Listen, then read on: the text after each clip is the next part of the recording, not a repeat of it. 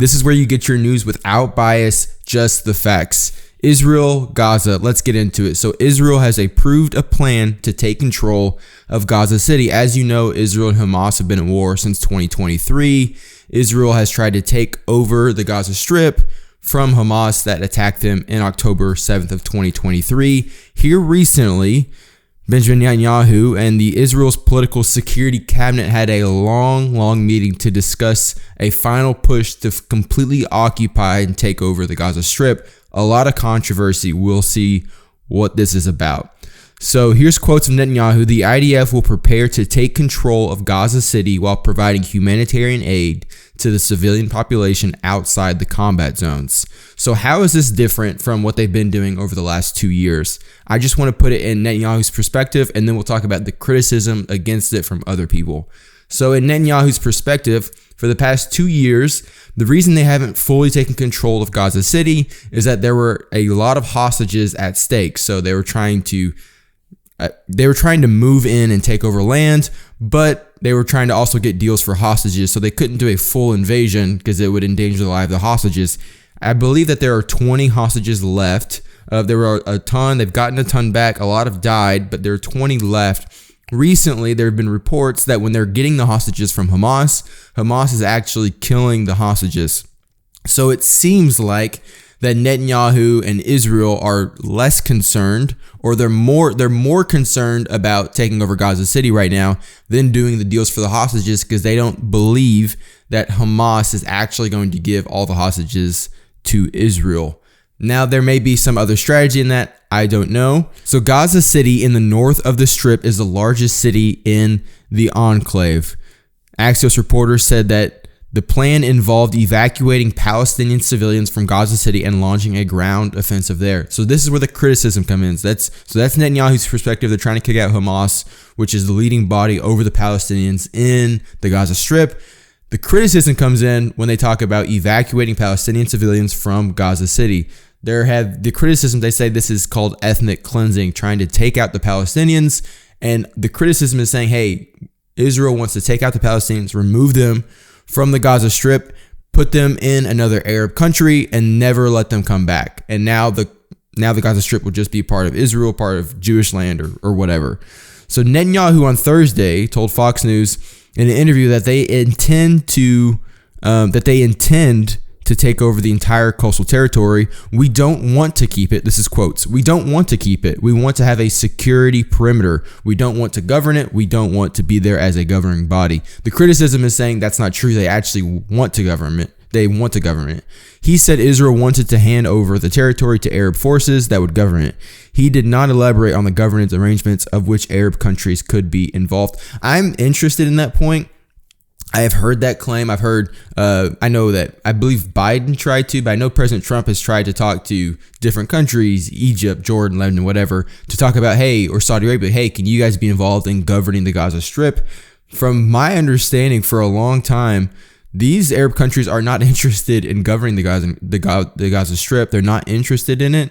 And that's sort of when President Trump came out and said, hey, well, the United States can govern it.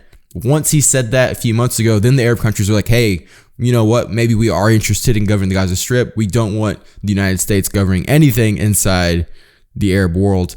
Netanyahu made the comments to Fox News ahead of a meeting with a small group of senior ministers to discuss plans for the military to take control of more territory in Gaza. Israel officials described a previous meeting this week with the head of the military as tense, saying that the military chief, Zamir, had pushed back on expanding Israel's campaign. This is really important. So this meeting wasn't like hey, we're going to do this plan and everybody's agreement, bam. No, it was a 10-hour meeting, and there was allegedly, there was a lot of debate with the president of Israel and his own military chief. Netanyahu's office said that the vast majority of the political security cabinet members believe that the alternative plan presented in the cabinet would not achieve the defeat of Hamas nor the return of the hostages. So there's a lot of disagreement. Some people, hey, first of all, we're not going to get the hostages. And second, we can't actually get Hamas. Hamas is extremely difficult to take. They have all these tunnels and networks. They've been there a long time.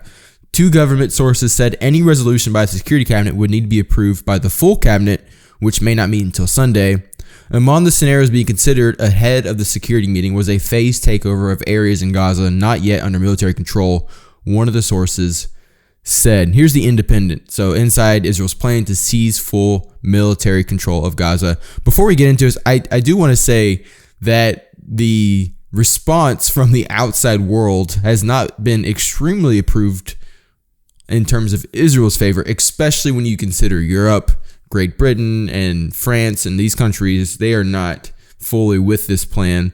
President Trump he's supporting Israel. I haven't seen a complete statement of what he said about this plan. Israel's security cabinet has approved plans to take full military control of Gaza and to force the entire 2.3 million strong population south, starting with an initial offensive and siege on its largest city. And they says that they want to be completely done with this operation by October 7th. October 7th would mark the 3-year anniversary of the Hamas attack on Israel. So here's more about Zamir. This is the chief of staff, the military chief that was disagreeing with Netanyahu.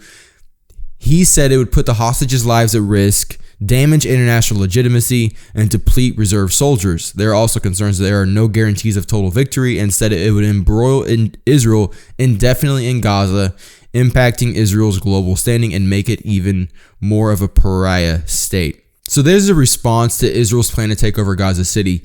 Here are the perspectives. You have Netanyahu and Israel.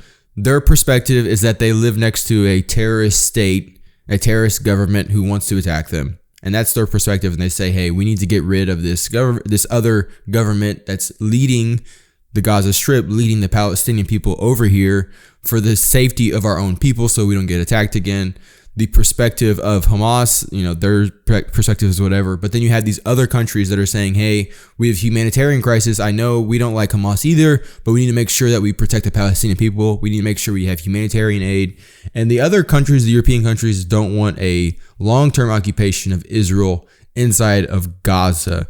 We'll see what happens. We'll see what more of President Trump's statements are and what happens next. We have a few months till this deadline of the full operation. Don't forget to like, subscribe, share with a friend. I will see you next time.